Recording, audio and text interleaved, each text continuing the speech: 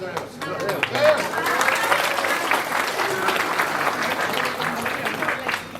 चाहिँ नि यो एमसीसीसँग जोडेर अब एउटा चिनिया ध्रुव एउटा अमेरिकी ध्रुव क्रिएट गर्न खोजिएको। हामीले प्रचण्ड बाबुराम शेरबहादुर र माधव नेपाल केपी ओलीहरूको के बिगारेका थियौँ? हामीले के बिगारेका थियौँ उनीहरूलाई र उनीहरूले हाम्रो देशका विरुद्ध यति धेरै ठुलो घात गरे। अहिले ब्याङ्कहरूको चेकमा हेर्नुहोस्, पहिला विक्रम सम्वत लेकिन ठाउँमा अहिले ईस्वी सम्वत सुरु गरेका छ।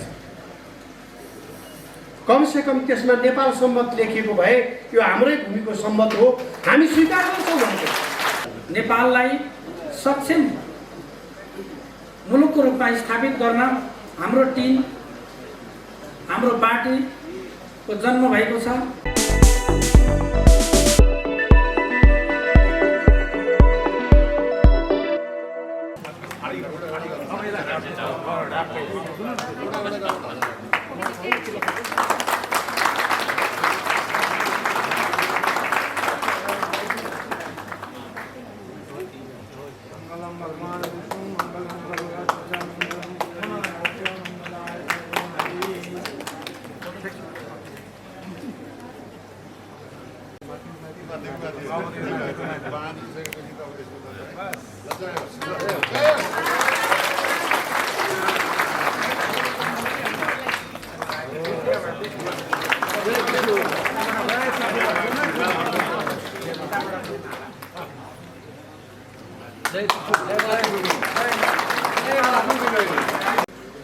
जनतामा के छ भने भनाइ, कांग्रेस, कम्युनिस्ट, पञ्च र मधेसी पार्टीहरूले देशको लागि केही पनि गर्न सकेनन्। केही गरे भनेदेखि विकृति भित्रै आए, हाम्रो बीचको एकता तोडे, हाम्रो सार्वभौम सत्ता कमजोर बनाए, हाम्रा रोजगारीहरूको व्यवस्थापन हुन सकेन, देशको आर्थिक विकास पनि गर्न सकेनन्, आपसमा लडाईँ झगडा गरेर मात्रै बसे। त्यसकारणले कांग्रेस, कम्युनिस्टहरूले बेठिक गरिराखेका छन् भनेर आम जनताले भन्छन्। जब नयाँ कुनै शक्ति आउँछ, जब देशको लागि इमान्दारीपूर्वक केही गर्ने भनेर शक्ति आउँछ, उसलाई चाहिँ हेरेर बस्ने अनि भोट चाहिँ फेरि त्यही नगर्नेहरूलाई, विकृति भित्र्याउनेहरूलाई हाल्ने जस्तो कुरा गरेर बसेका छन्। यदि नेपाली जनताले साँच्चै विकल्प खोजेको हो भने, यदि नेपाली जनताले अहिले भएका राजनीतिक दल, राजनीतिक शक्ति, राजनीतिक नेतृत्व, अहिलेको नीति, अहिलेको संविधान र व्यवस्थाबाट यो मुलुकको कल्याण हुन सक्दैन भन्ने ठहर साँच्चै नेपाली जनताले गरेको हो भने हामी त्यसको विकल्प बनेर आएका छौँ। हामी इमानदारीका साथ यो राष्ट्रको लागि केही गर्ने अठोट गरेर आएका छौँ। यहाँहरूमध्ये धेरैलाई थाहा छ, अहिले भर्खर हाम्रो वरिष्ठ उपाध्यक्षज्यूले पनि भन्नुभएको छ, हामीले भद्रकाली माताको मन्दिरमा गएर शपथ खायौँ। शपथ खाँदा कतिले आलोचना पनि गरे, हामीले रगत चढाएर शपथ खायौँ। रगत किन अर्पण गर्यौँ भने हाम्रो बाँकी जिन्दगी राष्ट्रको नाममा हामी समर्पण गर्छौँ। जे गर्छौँ राष्ट्रको लागि इमान्दारीपूर्वक गर्छौँ। त्यसको लागि हामीले एउटा प्रतिबद्धता, दैवी शक्तिको अगाडि उभिएर हामीले कसम खाएका छौँ। हामीले खोजेको कुरा केही ठुलो कुरा खोजेका छैन। कांग्रेस र कम्युनिस्टले गान्धी र मार्क्सका, लेनिनका, माओ सेतुङका फोटो झुन्ड्याएर बडा अर्कै पृथ्वी बनाउने हो कि जस्तो गरेर त्यस्ता ठुला कुरा हामी गर्दैनौँ। हामीले गर्न खोजेका कुरा के छ भने सामान्य कुरा छ। हाम्रो देशको सार्वभौम सत्ता एकदम बलियो होस्, एकताबद्ध होस्, नेपालीहरू जहाँ गए पनि सम्मान होस्, नेपाली पासपोर्टको सम्मान जुनसुकै मुलुकमा जाँदा पनि अति उच्च तहमा बनोस्। हामीले खोजेको के हो भने युवाहरू बेरोजगार छन्, रोजगारीको ग्यारेन्टी राज्यले गरोस्। रोजगारीको ग्यारेन्टी गर्न सक्दैन भने बेरोजगार भत्ता उपलब्ध गराओस् र रोजगारी खोजियोस्। हामीले खोजेको के हो भने महिलाहरू पछाडि पारिएका छन्, परेका छन्। महिलाका बेग्लै पीडाहरू छन्। यद्यपि कतिपय अहिले समाधान पनि हुँदै नगएको होइन, तथापि अझै पनि महिलाहरूमाथि हुने उत्पीडनको कमी भएको छैन र उत्पीडनमा अहिलेकै सत्तासीनहरू समेत संलग्न भएका समाचारहरू हामी पढिराखेका हुन्छौँ। त्यो उत्पीडनको अन्त्य होस् हामीले खोजेको। हामीले खोजेको कर्मचारी प्रशासनले जनताको काम गरोस्। जाने बित्तिकै यो काम मिल्दैन र हुँदैनबाट सुरु हुन्छ। कमसेकम हामीले खोजेको कुरा के हो भने नेपाली जनता जोसुकै होस्, कुनै सोर्स नभएको मानिस होस्, कर्मचारी प्रशासनमा काम लिएर जाँदा हजुर कति कामले आउनुभयो, म के सेवा गरौँ, यो काम म आजै गरेर पठाइदिन्छु, अहिले गरेर पठाइदिन्छु भन्ने कर्मचारी प्रशासन खोजे हामीले खोजेको हाम्रो भान्सामा पाक्ने खानेकुरा सस्तो होस्, सुलभ होस्, गुणस्तरीय होस्, हाम्रो घर बस्न लायक होस्, जाडोमा न्यानो होस्, गर्मीमा शीतल आउने खालको बनाउन सक्ने त्यस्तो एउटा सहज सुलभ घर होस् हामीले खोजेको। हामी हिँड्ने बाटोमा पुगेको ठाउँ, जान खोजेको ठाउँमा समयमै पुग्न पाइयोस्, कुनै कुराले अवरोध नगरोस्, सजिलोसँग सुरक्षित यातायात प्रयोग गरेर सजिलैसँग मान्छे आफ्नो गन्तव्यमा पुग्न सक्नु हामीले खोजेको त्यो हो। हामीले खोजेको यो प्रकारको दिनहुँ महँगी होइन, सुलभ एकदम सस्तो जनजीवन, सजिलो जनजीवन खोजेको हो। र हामीले खेलाडीहरू जसले नेपालको नाम राख्छन्, अन्तर्राष्ट्रिय क्षेत्रमा देशभित्रै पनि एउटा प्रतिष्ठा राख्छन्, उहाँहरूको लागि विशेष भत्ताको व्यवस्था होस्, मासिक भत्ताको व्यवस्था होस्। जब राष्ट्रको नाम राख्ने आफ्नो जीवनै समर्पण गर्नुभएको छ भने खेलाडीहरूको लागि महिनावारी भत्ताको व्यवस्था होस् भन्ने हामीले खोजेका छौँ। हामीले किसानहरू जस्तै सिर्जना गर्छन्, उत्पादन गर्छन्, किसानहरूको सम्मानित जीवन होस्, उहाँहरूलाई ऋण पनि बिना ब्याज ऋण उपलब्ध गराइयोस्। अहिले पनि ऋणको कुरा छ, तर अहिले पार्टीका कार्यकर्ताहरूले, पार्टीका नेताहरूले किसानको नाममा ऋण लिएर आफै खाने चलन छ। हामीले त्यसको अन्त्य गराउन खोजेका छौँ। वास्तविक किसानको हातमा यो पुगोस्। हामी भन्छौँ ट्याक्सी चालकहरू छन्, ट्याक्सी चालकहरूले ऋण लिएर ट्याक्सी लिन खोज्दाखेरिमा एकदम सस्तो ब्याजमा उनले ऋण लिन पाउनु पर्यो। सस्तो ब्याजमा, धेरै सस्तो ब्याजमा 1% 2%मा। यसै गरी जुन पेसा व्यवसायका मानिस आफै संलग्न भएर व्यवसाय गर्न चाहनुहुन्छ उहाँहरूको लागि चाहिँ राज्यले विशेष व्यवस्था गरोस्, विशेष सुविधायुक्त ऋण उपलब्ध गराओस्। कुनै पनि उद्योग धन्दा कल कारखाना खोल्नको लागि लाइसेन्स एकदमै कडा छ। त्यो लाइसेन्स लिन र अध्ययन रिपोर्ट बनाउन मात्रै धेरै दुःख पाउँछ व्यापारीहरूले, व्यवसायीहरूले। त्यो अवस्थाको अन्त्य होस्। अहिले सबभन्दा ठुलो व्यवसाय के बनेको छ? राजनीति र प्रशासनमा काम गर्ने। सबभन्दा धनी को छन्? सबभन्दा सजिलैसँग पैसा कमाउने समुदाय कुन छ? जसले काम गर्छ ऊ गरिब हुने, जसले काम गर्छ उसले दुःख पाउने। अहिलेको राजनीतिक नेताहरूले चढेको जस्तो गाडी एउटा व्यवसाय गरेर चढ्नको लागि कति वर्ष लाग्छ, एउटा पुरै जिन्दगीमा पनि पुग्दैन। तर उनीहरू इजी मनीबाट त्यो कामहरू सम्पन्न गरिराखेका छन्। राजनीति केवल राजनीतिक कर्मीहरूको लागि हामीले त भन्ने गरेका छौँ, राजनीतिजीवीहरूको लागि, राजनीति गरेर जीवन चलाउने, जीविका गर्नेहरू। अहिलेको राजनीति व्यवसाय बनेको छ। हामी राजनीति व्यवसाय नभएर यो सेवा हो भन्ने कुरा हामी स्थापित गर्न चाहन्छौँ। हामीले खोजेको कुरा, हामी नेपालीहरू जो जहाँसुकै बसौँ हाम्रो धर्म, संस्कृति, परम्परा मान्न पाऊँ, आफ्नो सभ्यता जोगाउन पाऊँ, आफ्नो संस्कृति रक्षा गर्न पाऊँ, हामीले खोजेको कुरा त्यो हो। त्यसमा हामी खुसी हुन्छौँ। अनि यही नै जुन कुरा हामीले खोजेका छौँ यो मानिसको खुसी खोजे हो। हामीले खोजेको प्रकृतिको खुसी पनि हो, त्यो मानिसको खुसीसँग जोडिएको छ। हाम्रा जङ्गलहरू सुरक्षित हुन्, हरियाली हुन्, हाम्रा नदी नालाहरू आतङ्ककारीहरूले अहिले एकदमै आक्रमण गरेर चाहिँ नदी नालाहरूले आफ्नो बाटोमा सुरक्षित तवरमा हिँड्न पनि पाएका छैनन्। हामी हाम्रा नदी नालाहरू सुरक्षित तवरले बग्न पाउन् भन्ने चाहन्छौँ। हामी हाम्रा हिमालहरू सुरक्षित हुनु भन्ने चाहन्छौँ र त्योसँग हामी मान्छेको खुसी जोडिएको छ। र जे कुरामा मानिस खुसी हुन्छन् त्यही कुरामा अग्रगामी कदम चाल्ने हो, त्यो नै अग्रगमन हो। अहिले उहाँहरूले भन्नुभएको जस्तो अग्रगमन गलत परिभाषा भएको छ। अहिले त ठिक विपरीत भएको छ। देशको एकता हुनुपर्छ, देश विभाजन हुनु हुँदैन भन्ने चाहिँ गलत, देश टुक्र्याउन पाउनुपर्छ भन्ने कुरा चाहिँ सही हो। अहिलेको समयमा अहिलेका क्रान्तिकारी मित्रहरूले, सत्तासीनहरूले गरेको परिभाषामा के छ भने देशलाई विभाजन गर्न पाउनुपर्छ भन्यो भने त्यो सही हो। देशलाई एकताबद्ध राख्नुपर्छ भन्ने चाहिँ लुकेर भन्नुपर्ने। देशको सबै नेपाली जनताको बिचमा एकता हुनुपर्छ, सद्भाव हुनुपर्छ भन्ने चाहिँ गलत रे अहिलेको समयले दिइराख्नु सन्देश, उहाँहरूले दिइराख्नु भएको सन्देश। यो सबै सन्देशहरू विपरीत छन्। हामी चिर्न चाहन्छौँ त्यसलाई। हामी के चाहन्छौँ भने नेपालीहरूले मानिआएका सबै धर्म परम्परा संस्कृति संरक्षण गर्ने वैदिक सनातन हिन्दू राष्ट्र चाहन्छौँ।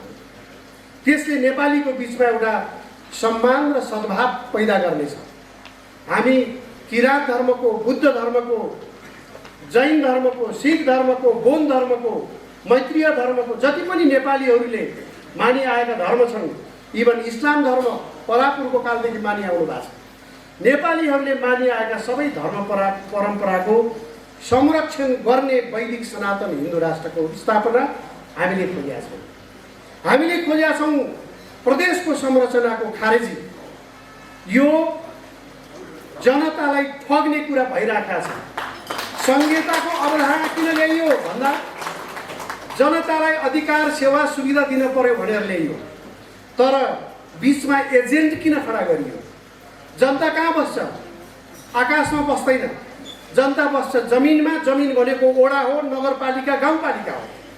त्यो गाउँपालिका नगरपालिकासँग सिधै सिंहदरबारलाई जोड्ने हो भने बिचको पर्दा हटाउनुपर्छ। पर्दा भनेको प्रदेश हो। प्रदेशको संरचना नेपाली जनताको हक अधिकार सेवा सुविधालाई छेक्न बसेको र खर्च बढाउन बसेको एउटा निकाय हो। त्यसको खारेजी हुनुपर्छ प्रदेश भन्ने हाम्रो पार्टीको स्पष्ट धारणा छ। हाम्रो पार्टीले जातीय आधारमा आरक्षण दिने कुरा, जातीय आधारमा समानुपातिक प्रणाली संसदमा पुर्याउने कुराको विपक्षमा उभिएको छ। यसको विपक्षमा उभिने कारण जातको आधारमा हरेक मानिस योग्य हुँदैन। जातैको आधारमा पनि कस्ता मानिसहरूलाई पठाइएको छ बेग्लै कुरा हो। नेपालमा जातीय भावना सधैँ जीवित राखिराख्नको लागि जातीय आधारमा यो आरक्षण प्रणाली ल्याएको। हामीले हेऱ्यौँ अमेरिकामा के प्रणाली छ, युरोपमा के प्रणाली छ, बेलायतले के अभ्यास गरिरहेका छ। हामीले जति पनि सम्पन्न देशहरूको उदाहरण हेऱ्यौँ, कुनै पनि मुलुकले जातीय आरक्षण प्रणाली लागू गरेको छैन। किन लागू गरियो भने जो मानिसहरू क्षमतावान छन् ती मानिसलाई आफ्नो देशमा ल्याउनको लागि उनका छोराछोरी त अल्छी हुन्छन्, पढ्न पनि अल्छी गर्छन्। उनका छोरीछोरीबाट देश चल्ने छैन, उनको शान शौकत जोगिनेवाला छैन। त्यसैले आरक्षण भनिदिइसकेपछि कहीँ चाहिने मानिसहरू देश छोडेर जाने स्थिति हुन्छ। एउटा कुरा त्यो। अर्को कुरा स्टेटलाई जगैदेखि कमजोर बनाउने प्रयास हो। त्यो राज्यलाई जरैदेखि कमजोर बनाउनको लागि जातीय आरक्षण प्रणाली ल्याएको। एउटा जातले अर्को जातलाई शङ्का गर्ने, देख्ने बित्तिकै हरेक कुरा बोलेका कुराहरू पनि यो जातको मान्छेले त यो कुरा भनिहाल्छ नि भनेर एउटा जातले बोलेको कुरो नपत्याइदिने। एउटा मानिस काहीँ चाहिँ चोरीमै पक्राउ पर्यो भने पनि चोर पक्रिया हुँदैन, हाम्रो फलानु जात पक्रिया भनेर चाहिँ प्रचार गर्ने। यो प्रकारको विकृति व्यक्ति जो भित्रिएको छ, हामी यसको अन्त्य चाहन्छौँ। र अर्को कुरा म तपाईँहरूलाई भन्छु, जातीयताको कुरा गर्दा हामीलाई अहिले हामी अफगानिस्तानको 50 वर्ष अगाडिको अवस्थामा छौँ। 50 वर्ष अगाडि जसरी त्यहाँ जात धर्मका नाममा, क्षेत्रका नाममा जसरी विभाजन सिर्जना गरिएको थियो, 50 वर्ष अगाडि जसरी राजनीतिक ध्रुवीकरण भएको थियो, रसियाली पक्षधर र अमेरिकी पक्षधर बनेर जसरी मानिसहरू घर घरमा कुरा गर्न थालेका थिए, अहिले ठिक त्यसै गरी हामीलाई चाहिँ नि यो एमसिसीसँग जोडेर अब एउटा चिनिया ध्रुव एउटा अमेरिकी ध्रुव क्रिएट गर्न खोजिएको छ। नेपाली राष्ट्रिय हितको विपरीत यो प्रकारको ध्रुवीकरणलाई पनि हामीले चिर्नु छ। हामीले नेपाललाई ध्रुव बनाएर काम गर्नु छ, नेपालको पक्षमा काम गर्नुपर्ने हुन्छ। हामी कुनै अरू ध्रुवमा जाँदैनौँ। हाम्रो ध्रुव भनेको नेपालै हो। सगरमाथालाई ध्रुव बनाएर हामीले हाम्रै हितमा काम गर्नुपर्ने छ। अब आयो कुरा के छ भने हामी त आयौँ, तर जनताको बिचमा हामीलाई कसरी लिइन्छ, कसरी हेरिन्छ भन्ने कुरा छ। हाम्रो देशको विडम्बना के छ भने हरेक कुरालाई सबभन्दा पहिला नकारात्मक रूपमा लिनु। कोही मानिसले केही राम्रो काम गर्न खोज्यो भने त्यो अस्ति भर्खरसम्म अन्डरवेयर पनि नलाई हिँड्दै थियो, यसले अब यत्रो कुरा गर्ने, ठुलो कुरा गर्ने, पहिला गालीबाट सुरु हुन्छ, उडाइन्छ, खिल्ली उडाइन्छ। यो पार्टी जसले यो संविधानमा भएका 23 ठाउँमा भएका त्रुटि सच्याउन चाहन्छ, सच्याउन नसक्नेहरूले हामीले भन्दा यदि हामीले दबाब दिँदा आग्रह गर्दा सच्याइएन भने हामी यो संविधान बदल्ने अभियानको पनि नेतृत्व हामीले नै गर्ने हो। तर पहिला हामी उहाँहरूलाई मौका दिन्छौँ। हामी के मौका दिन्छौँ भने तपाईँहरूले दिनभरि रातभरि ताली बजाउने जस्तो एकदम दुःख गरेर ल्याएको संविधान के पास गरियो भन्ने कुरा पनि थाहा पाउन नसक्ने गरी त्यत्रो दुःख गरेर ल्याएको संविधान हामी यसलाई पुरै अहिले नै खारेज गरिहालौँ भन्दैनौँ। यो संविधानको प्रस्तावनादेखि 23वटा ठाउँमा संशोधन गरियोस्, हामी त्यो विवरण दिन्छौँ। यदि संशोधन गर्न उहाँहरूलाई अल्छी लाग्छ भने हामी संविधान र तपाईँहरूलाई विस्थापित गर्नको लागि तयार छौँ।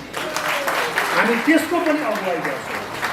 तपाईँहरूले हेर्नु होला, एकचोटि संविधान कसैले हेर्नु भएको छैन भने त्यसको प्रस्तावनामा यो देशको निर्माण गर्ने वीरहरूलाई चिन्दैन, पृथ्वीनारायण शाहलाई चिन्दैन, वंशु गुरुङलाई चिन्दैन, श्रीकृष्ण पाठकलाई चिन्दैन, वीरभद्र उपाध्यायलाई चिन्दैन। र यो देश बनाउनको लागि जसले रगत बगाए उनीहरूलाई चिन्दैन यो संविधानले। तर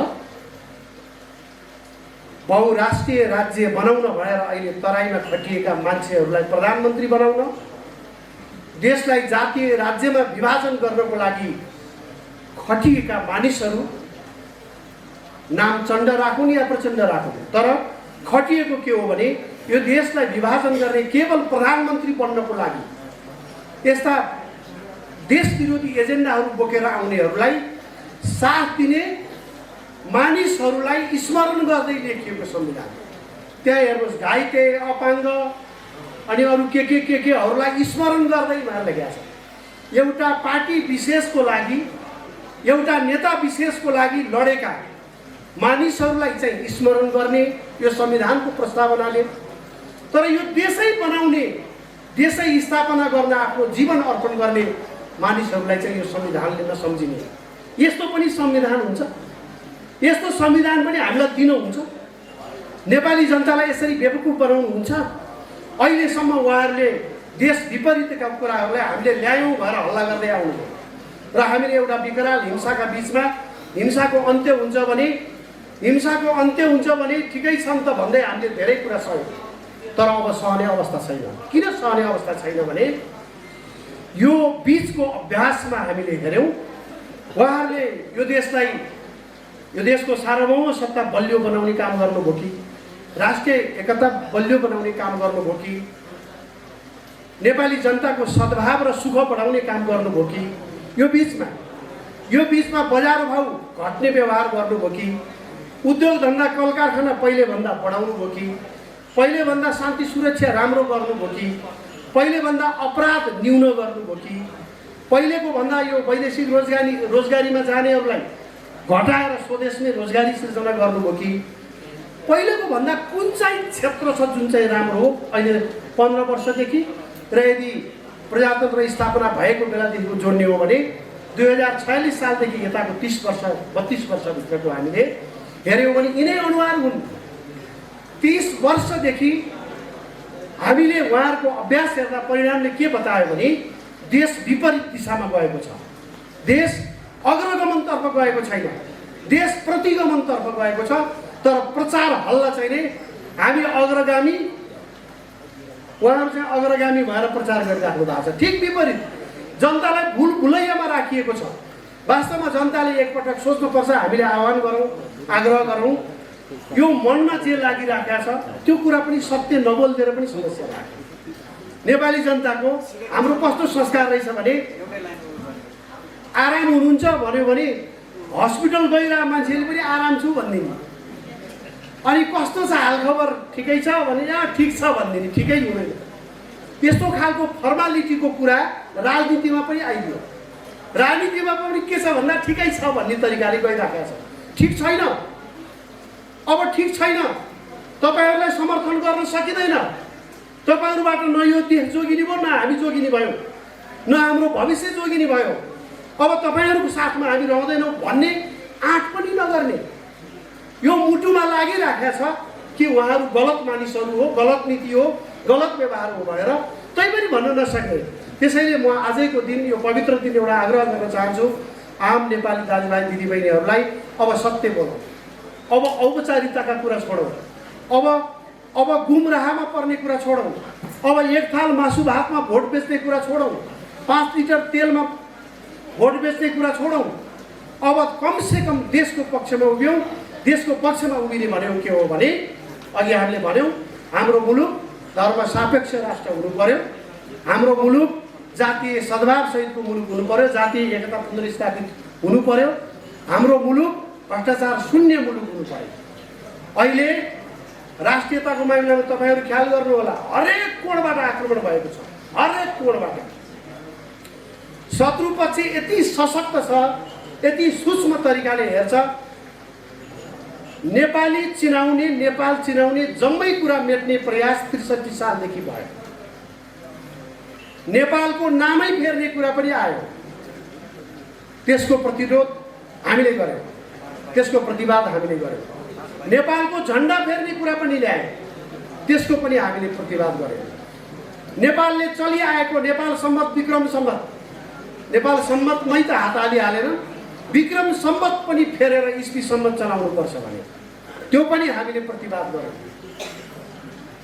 नेपाली भाषालाई सबैतिर अनिवार्य नगरौँ भनेर आयो, त्यो त संविधानमै लेखेको छ। त्यसैले कतिपय प्रदेशहरूले अरू नै भाषालाई सम्पर्क भाषा बनाइसके। अब नेपाली भाषा सबै ठाउँमा सम्पर्क भाषा, सबै प्रदेशमा, यदि प्रदेश रहिराख्यो भने सबै प्रदेशमा नेपाली भाषा सम्पर्क भाषा हुँदैन। भाषामाथि पनि आक्रमण हो, धर्ममाथि आक्रमण हो, संस्कृतिमाथि आक्रमण हो। हामीले प्रचण्ड बाबुराम शेरबहादुर र माधव नेपाल केपी ओलीहरूको के बिगारेका थियौँ? हामीले के बिगारेका थियौँ उनीहरूलाई, र उनीहरूले हाम्रो देशका विरुद्ध यति धेरै ठुलो घात गरे। अहिले ब्याङ्कहरूको चेकमा हेर्नुहोस्, पहिला विक्रम सम्मत लेकिन ठाउँमा अहिले इस्वी सम्मत सुरु गरेका छ। कमसेकम त्यसमा नेपाल सम्मत लेखिएको भए यो हाम्रै भूमिको सम्मत हो, हामी स्वीकार गर्छौँ भन्छौँ। तर हामी भन्छौँ अहिले पनि विक्रम सम्मत र नेपाल सम्मतले चलाउनुपर्छ भन्ने हाम्रो माग छ, मान्यता छ। त्यसै गरिकन अहिले चाहिँ इन्भोइस नम्बर, अहिले भर्खर हाम्रो वरिष्ठ उपाध्यक्षजीले भन्नुभयो त्यो अहिले स्थगित मात्रै गरेका छ। हाम्रा गतिविधिहरूको हरेक सूचना इन्भोइस नम्बर राखिसकेपछि बङ्गलादेशमा रहेको अमेरिकी कम्पनी मार्फत अमेरिकाले प्राप्त गर्छ। कुन गाडी लिएर को मानिस कहाँ जाँदैछ भन्ने कुराको जानकारी यदि नेपाल राज्यले लिदिएको भएदेखि त्यो हामी खुसी हुन्छौँ। हामीले त खोजेकै के हो भने नेपालको राज्य चाहिँ सुकुम्बासी पिता जस्तो, पिता माता जस्तो भयो, अलपत्र छोराछोरी। हामी के चाहन्छौँ? हामीले खोजेको राज्य भने बाबु आमाले जसरी छोराछोरीलाई केयर गर्छन्, हरेक सदस्य, हरेक नागरिकलाई राज्यले देख्नु पर्यो, राज्यले हेर्नु पर्यो। मेरो कोही छैन भन्ने स्थिति हुनु भएन। मैले जागिर पाइनँ, मैले काम पाइनँ, राज्यले मलाई खोजिदिनु पर्यो। म बिरामी भएँ, मेरो उपचार राज्यले निःशुल्क रूपमा गरिदिनु पर्यो। बुढेसकालमा मेरो के होला, छोरा नातिले नहेर्ने भए भनेर कुनै वृद्ध बाबुआमाले भन्नु नपरोस्। कुनै केटाकेटीले मेरा बाबुआमा चाहिँ भए रहेनन्, म अब कसरी जीवन बिताउने, मागेर खानुपर्ने भयो भन्ने स्थिति नहोस्। मेरो राज्य छ, राज्यले मलाई हरेक अंशमा हेरिराखेको छ। मेरो सुख दुःख राज्यले बुझ्छ भनेर एउटा नागरिकसँग सिधै सरकार राख्ने राज्यको हाम्रो पार्टीले परिकल्पना गरेका छ। त्यसैले यदि इन्भोइस नम्बर यो राज्यले हरेक नागरिकको गतिविधि हेर्न खोजेको थियो भने, हरेक नागरिकमाथि निगरानी राख्न खोजेको थियो भने हामी यो नम्बरलाई हामी स्वागत गर्न सक्थ्यौँ। तर विदेशीले हामीमाथि राख्ने निगरानी मुर्दाबाद, हामी त्यो निगरानी चाहँदैनौँ।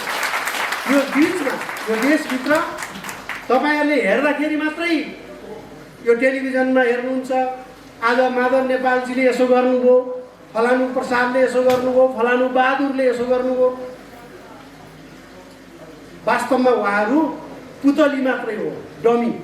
पछाडिपट्टि हुन्छ नि एउटा खेलमा, पछाडिपट्टि धागोले तानेर अगाडि बढाउने, पछाडि बढाउने पुतलीहरू हुन्छ नि। यसको भित्री कथा तपाईँहरूलाई अहिले यहाँ यो समयमा भन्न सम्भव छैन।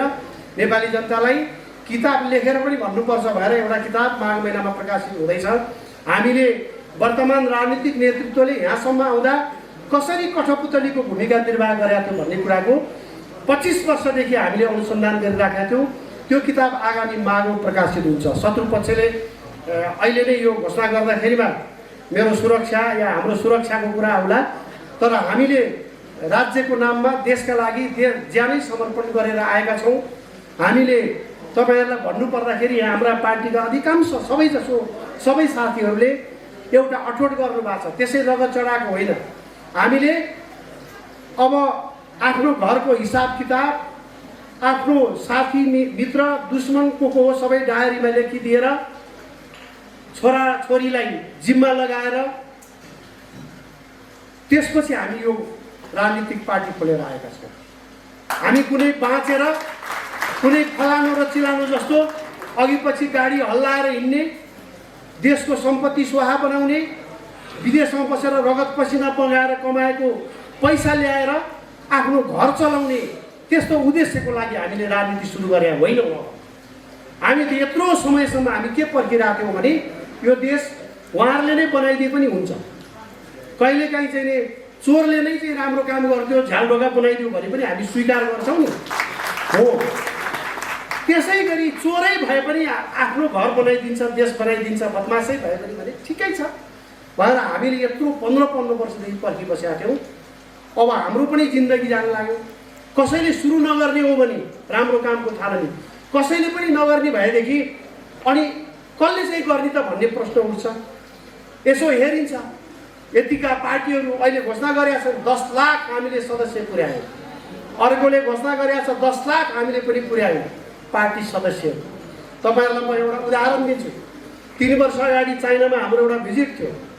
अनि त्यो चाइनिज नेताहरूले भन्नुभयो, सुनाउनु भयो, हाम्रो देशमा हामी जलविद्युतमा यति आत्मनिर्भर यसरी भयौँ, हामी खाद्यान्नमा यसरी आत्मनिर्भर भएर हामी संसारलाई यति खाद्यान्न सप्लाई गर्छौँ, हामी कपडामा यसरी आत्मनिर्भर भयौँ, हामी मेसिनरी सामानमा यो औद्योगिक उत्पादनका कुरामा हामी यसरी चाहिँ हामी आत्मनिर्भर भएर संसारलाई हामी यति निकासी गरिराखेका छौँ आदि उहाँहरूले आफ्नो प्रगतिको विवरण सबै सुनाएपछि आनन्दले सुनिराखेका थियो। अन्तिममा प्रश्न गर्ला भन्ने नि सोचिया थिएन। अन्तिममा त उहाँहरूले हामीलाई प्रश्न पो गर्दिनु। हामी केही साथीहरू थियौँ, प्रश्न के गर्नुभयो भने तपाईँहरू कहाँ चाहिँ के उत्पादन हुन्छ भनेर सोध्नुभयो। अब यस्तो जटिल प्रश्नको जवाब हामी कहाँ के उत्पादन हुन्छ भनेर दिन गाह्रो थियो। अनि हामीले अलिकता साथीहरूलाई रोक्यौँ, हामी कहाँ केही पनि हुँदैन भनेर खोज्नु भएको थियो।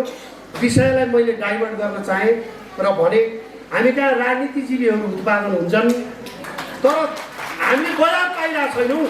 त्यो वैदेशिक रोजगारीमा पनि राजनीतिजीवी भनेपछि लिँदो रहेछ। हामीले त्यहाँ भन्यौँ हामी कहाँ उत्पादन हुने भनेकै राजनीतिजीवीहरू राजनीति गरेर जीविका चलाउनु हो।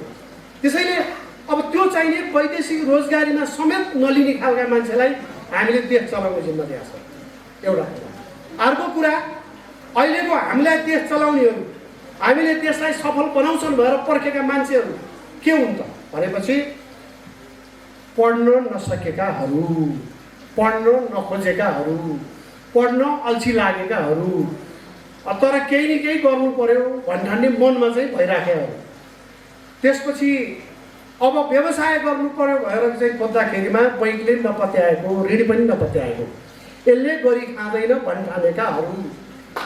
अनि समाजमा गाउँघरमा साथीभाइहरूबाट लोन लिनु खोज्दा पनि यसले तिर्ने होइन, यसलाई कसरी विश्वास गर्नु र ऋण दिनु भएर नपत्याएकाहरू। जीवनको अनि जागिर खान जाँदाखेरि जागिरमा पनि त्यो जाँच दिँदाखेरि अन्तर्वार्तामा फेल भएकाहरू, जीवनको हरेक विधामा असफल भएकाहरूलाई हामीले देश सफल बनाउने जिम्मा दिया हो अहिले। अनि हामीले के भन्छौँ भने कोही देश सफल बनाएको हो। जिन्दगीको सबै विधामा असफल भएको छ। चुनावमा भोट माग्दै भनेको छ अब मलाई एकपटक मौका दिनुहोस् भन्दै आउँछ आउँदैन। अब एकपटक त मैले नि मौका पाउनु पर्यो नि हजुर भन्छ। अनि मौका खोज्नेलाई दिने हो भोट, मौका खोज्नेलाई दिने होइन, देश बनाउन खोज्नेलाई दिने हो, देशको जिम्मेवारी लिनेलाई भोट दिने हो। तर हामीले यहाँ चाहिँ नि जिन्दगीमा साह्रै दुःख पाइयो, 10 वर्ष जेल बसियो, यो कोट चाहिने फलानुले 5 वर्ष अगाडि दिएको थियो, यो जुत्ता 3 वर्ष अगाडि फलानुले दिएर लाउँदैछु, यो सब थियो। जिन्दगीमा साह्रै दुःख पाइयो, एकचोटि मलाई मौका दिनुहोस् भनेर भोट माग्न आउने अनि हामी कुरुक्क भोट हाल्छौँ। यो परम्पराको अन्त्य हुनुपर्छ। त्यसैले हाम्रो पार्टीले आफ्नो विधामा चाहे व्यवसाय गरेर होस्, चाहे चाहिँ कृषिको काम गरेर होस्, कृषि व्यवसाय, चाहे खेलकुदको क्षेत्रबाट अगाडि आएको होस्, चाहे लेखनको क्षेत्रबाट होस्, चाहे प्राध्यापनको क्षेत्रबाट होस्, चाहे चिकित्साको क्षेत्रबाट होस्, जुनसुकै क्षेत्रमा होस्, अगाडि आएका मानिसहरू अहिले एकीकृत शक्ति नेपालको अहिले केन्द्रीय नेतृत्वमा भएका सबै मानिसहरूलाई हेर्नु हो भने तपाईहरूले के पाउनुहुन्छ भने आफ्नो जीवनमा, आफ्नो क्षेत्रमा कुनै न कुनै रूपको सफलता प्राप्त गर्दै गएको या सफलता प्राप्त मानिसहरू मात्र हामी छौँ र हामी यो मुलुकलाई पनि सफल बनाउन चाहन्छौँ, यसको अन्त्य गर्न चाहन्छौँ। अहिलेसम्मको जस्तो अवस्था हामीले बिहोरिराखेका छौँ, यो अवस्थाको अन्त्य गर्न चाहन्छौँ र जे गर्छौँ यो माटोलाई, यो भूमिलाई मुटुमा राखेर गर्छौँ। मुटुमा जे राख्छौँ त्यही कुरा जनताको बिचमा हामी जान्छौँ र हामी अरू सबै राजनीतिक दलहरू र दलको नेतृत्वभन्दा धेरै कुरामा भिन्न छौँ। हामीले ग्यारेन्टी गरेका छौँ, एउटा माग राख्छौँ। हाम्रो पार्टी सरकारमा आइसकेपछि गर्छ पनि। त्यो गर्ने काम के हो भने हामी शिक्षा निःशुल्क गर्छौँ। राज्यको ग्यारेन्टी हो आफ्नो नागरिकलाई शिक्षित राख्ने, आफ्नो नागरिकलाई स्वस्थ राख्ने। त्यसैले स्वास्थ्य र शिक्षा अनिवार्य रूपमा निःशुल्क गर्छ, राज्यले गर्नुपर्छ भन्ने छ। त्यो गर्ने तरिका हामीलाई थाहा छ।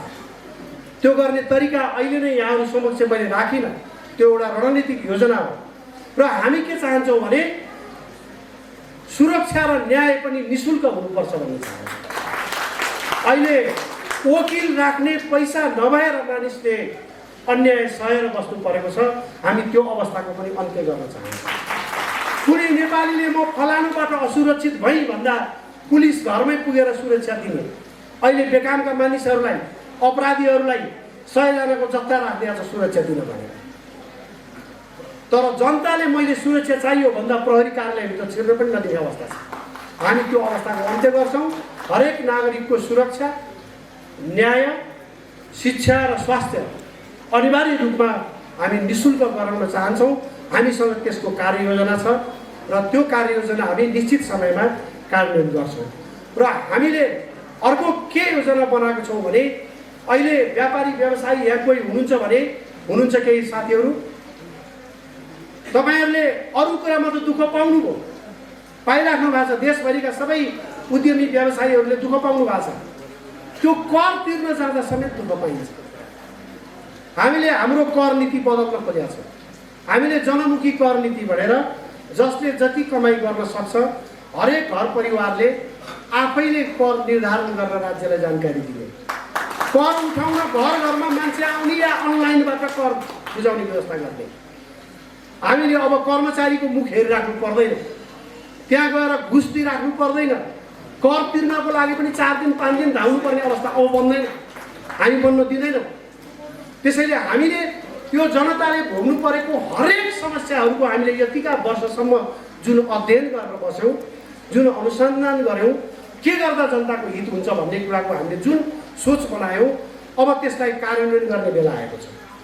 लेखेर बोलेर त धेरै वर्ष बिताइयो, धेरै वर्ष हामीले लेख्यौँ बोल्यौँ। कतिपय साथीहरूलाई अहिले पनि भ्रम छ, युट्युबमा गएर अन्तर्वार्ता दिएपछि मैले ठोक्ने अब के नहुन्छ, त्यो होइन, केही नै हुँदैन। उहाँहरूलाई गहिराको छाला जस्तो भएको छ। माइती घरमा उफ्रेपछि के नहुन्छ भन्ने भ्रम छ, केही हुँदैन। माइती घरमा, ससुराली घरमा उफ्रेर केही पनि हुँदैन। अब उफ्रिनु पर्ने समय भनेको कहाँ हो? हामी भन्छौँ, हामी दिनदिनै तपाईँहरूलाई लगेर नेपाली जनतालाई चाहिँ आउनुहोस् भनेर घाममा सुकाउनु पनि चाहँदैनौँ। हामी नेपाल बन्द गरेर दुःख दिन पनि चाहँदैनौँ। हामी टायर बालेर प्रदूषण बढाउन पनि चाहँदैनौँ। शान्तिपूर्ण तवरबाटै हामी दानवराजको अन्त्य गर्न चाहन्छौँ। हामीसँग त्यसको कार्ययोजना छ र त्यो कार्ययोजना हुन्छ। अर्को कुरा, चुनावमा जाँदाखेरि हामी चुनावी पद्धति जुन छ यो पनि सुधार्न चाहन्छौँ। यसलाई सुधार्ने अठोट भएका कोही पनि साथीहरू यो पार्टीको सदस्य बन्न चाहनुहुन्छ भने सक्नुहुन्छ र यो पार्टीमा आबद्ध भएर अगाडि बढे बापत एउटा ग्यारेन्टी दिन्छु। एउटा आज भगवान् शिवजीको हतियार, नेपाली तपोभूमिको हतियार त्रिशूललाई साक्षी राखेर यो पार्टी र यो पार्टीको नेतृत्वले नेपाली जनता र नेपाललाई कहिले पनि धोका दिने छैन। बरु मेटिएर जान्छ, बरु मरेर जान्छौँ हामी, तर नेपाली जनताको भावनामा हामी चोट पुर्याउने काम कहिले पनि गर्दैनौँ। नेपालको हित विपरीत होइन, हितलाई प्रतिकूल असर पर्ने कुनै पनि कार्य हाम्रो पार्टीले गर्ने छैन। हामी गर्छौँ भने केवल नेपाली जनताको हित गर्छौँ, त्यसका लागि समर्पित रहन्छौँ। यो पार्टीका सबै सहकर्मी साथीहरूलाई म आग्रह गर्न चाहन्छु कि हामी सबैले एउटा इमान्दारीका साथ जनताको बिचमा जान भोलिदेखि नै सुरु गरौँ।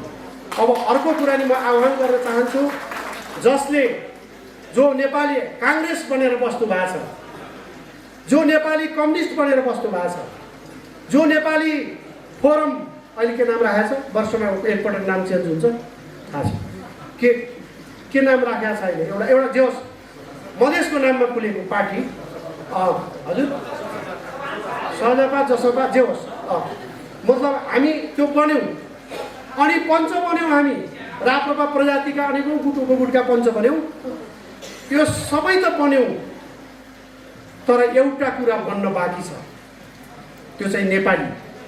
जो मानिस नेपाली बन्न चाहन्छ, काङ्ग्रेस बन्यौँ, कम्युनिस्ट बन्यौँ, पञ्च बन्यौँ, के बन्यौँ, तर जो नेपाली बन्न चाहन्छ त्यसको पार्टी चाहिँ एकीकृत शक्ति नेपाल हो। हामी सच्चा नेपालीको प्रतिनिधित्व गरेर आएका छौँ र यही सन्देश लिएर जनताको बिचमा हामी जानेछौँ। र यहाँहरू सबैलाई यो कार्यक्रममा सहभागी भएर हामीलाई साथ दिनुभएकोमा हार्दिक धन्यवाद।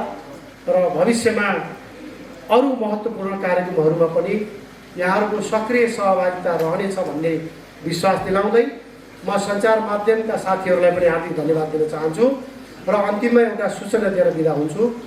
एकीकृत शक्ति नेपाल र मातृभूमिका लागि नेपाली, मातृभूमिका लागि नेपाली गैर राजनीतिक सङ्गठन हो, सामाजिक संस्था हो र एकीकृत शक्ति नेपाल र मातृभूमिका लागि नेपालीको संयुक्त आयोजनामा भोलिदेखि नेपालव्यापी र एक अर्थमा संसारव्यापी जामा नेपाली क्रियाशील हस्ताक्षर अभियान सुरु हुँदैछ।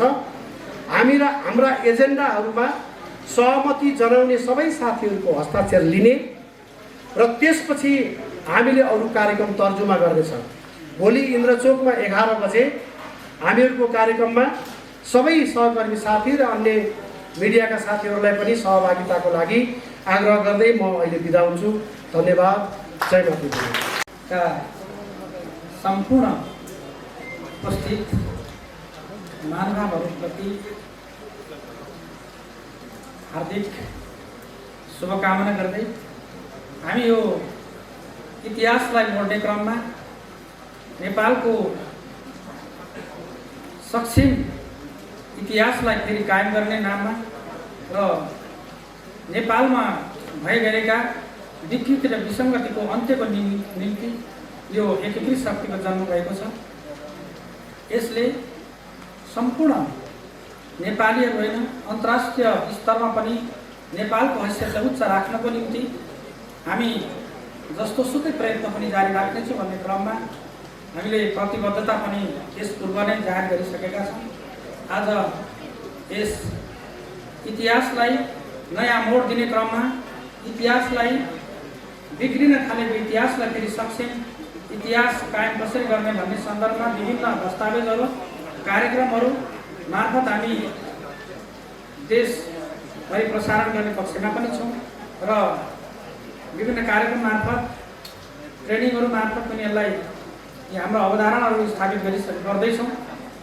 यसै क्रममा आज यो हाम्रो ऐतिहासिक दिन यस अर्थमा कि चुनाव चिन्ह घोषणा हुँदैछ, जुन चुनाव चिन्ह नेपालको लागि नौलो मात्र नभई अहिलेसम्मका विकृतिलाई अन्त्य गर्नको निम्ति सक्षम हुनेछ, इतिहास बदल्नलाई सक्षम हुनेछ, विदेशीहरूलाई र नेपालीहरूलाई एउटा सामञ्जस्यता कायम गर्ने, विरोधाभासपूर्ण इतिहासको अन्त्य गरेर सक्षम राजनीतिको प्रारम्भ गर्ने आजैको दिनबाट सुरु हुनेछ भन्ने पनि यहाँलाई विश्वास गराउन चाहन्छु।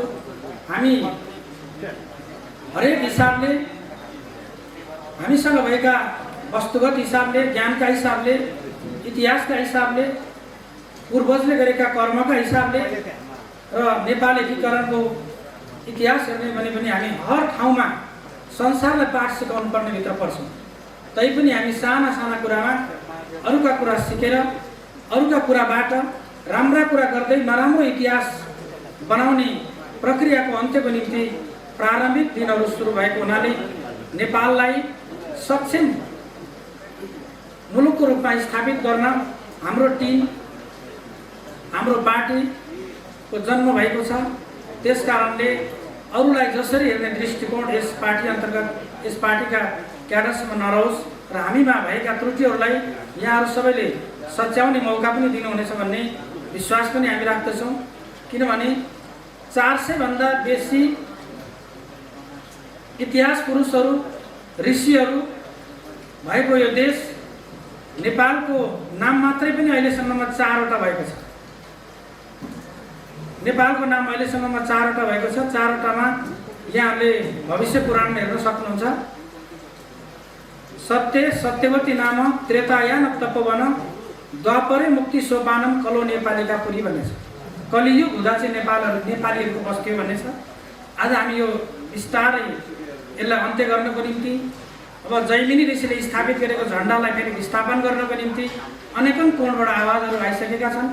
यसलाई पनि हामी राजनीतिक रूपबाटै, साधारण ढङ्गबाटै हामीले यसलाई बदल्ने प्रयत्न गर्दछौँ। यो धारणालाई, यो अप्राकृतिक धारणा र सोचहरूलाई नेपालबाट विस्थापित गर्नको निम्ति, नेपाललाई शक्तिशाली राष्ट्रको रूपमा स्थापित गर्नको निम्ति यो टिम लागिसकेको हुनाले आज यसको चुनाव चिन्ह घोषणा हुँदैछ।